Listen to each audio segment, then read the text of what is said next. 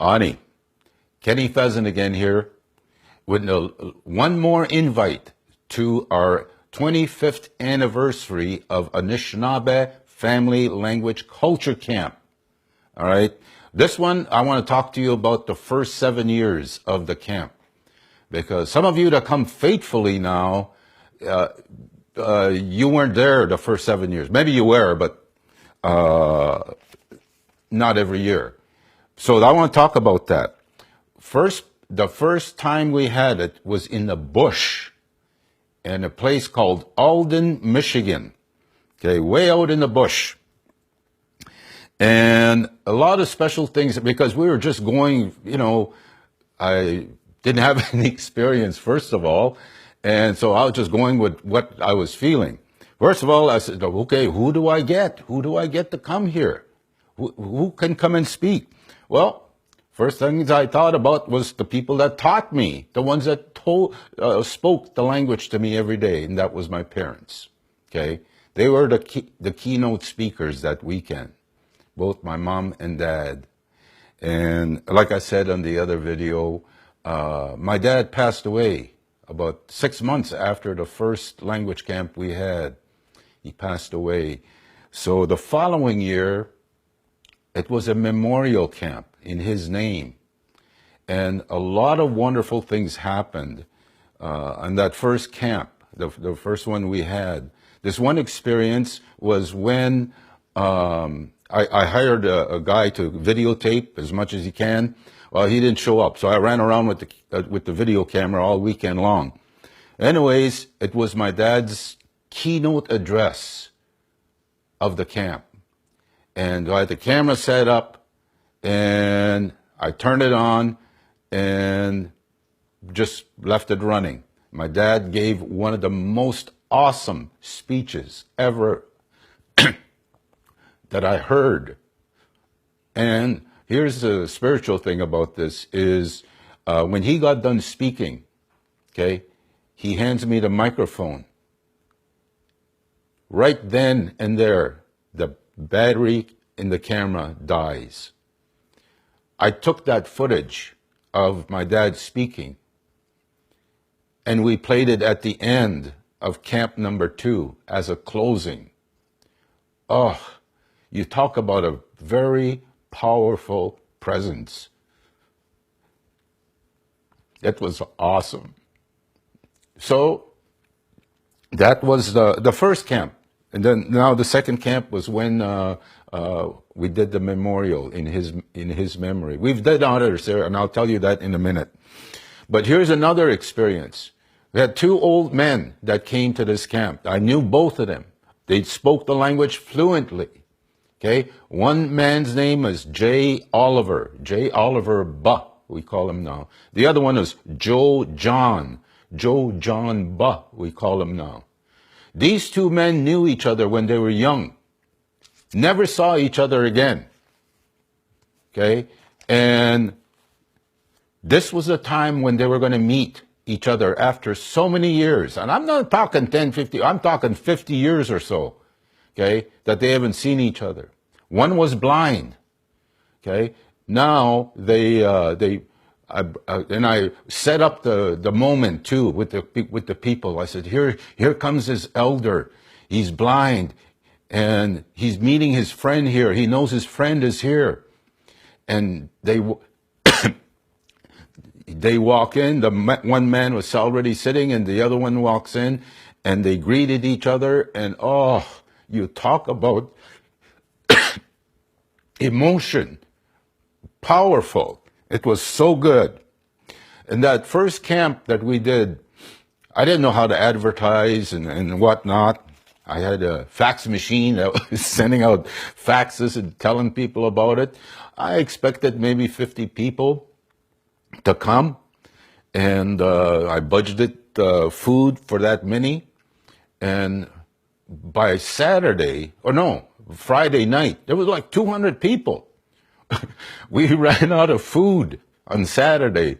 So there was a little grocery store down the road, and they gave us credit, and we just did the paperwork later. I told them what we were doing. They said, all right, good. Nothing around here, nothing like that happens around here. So anyways, we're in the second year now. Okay. The other memorials that we had at language camp, okay, it's Esther Kuhn Ba from Peshabi Town. Johnny Sam Ba, Manistee, Michigan. Doris Wabzes Ba, Manistee. And last is none other than our good friend Doris Buzno Ba. Faithful presenter at language camp. Faithful presenter. Okay? Always be there giving us 100% of her knowledge. Anyways, I got to tell you this story. Here's something this actually came from my kids, Jeremiah and Trisha. Okay. When we had these camps, we always get handicapped people that come.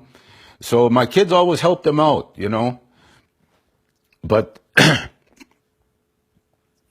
so we started doing it on a regular basis, and we started telling other kids, hey, we need some help here. So that's almost become a tradition where the teenagers come in and they help with the feeding of the elders and the handicapped.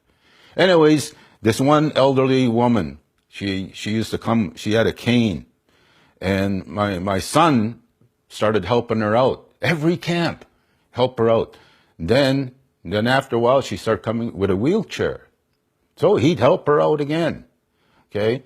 Now, this one year that she came to camp, about 2 months after camp was over, we get this card in the mail. And it's addressed to Jeremiah, my son. Anyways, it's that lady in the wheelchair. And she says, you're a fine young man. Keep it up. I wish you well. Well, the following year, she didn't come. Her son showed up and donated a big box of dictionaries, language dictionaries to the camp, put them in our giveaway. And I said, where's your mom? And he said, my mom passed away 6 months ago. I thought, wow, that's why she sent the card to my son. Okay. Now, after we did the camp in Alden, we moved it to Northport. And I don't know, some of you guys might know Tim Allen. Okay, he's got property there. And nice, you know, he bought it through the Michigan State University, I think it was, or something like that. Anyways, I went to ask if I could have language camp there on the property. And finally the manager calls me back.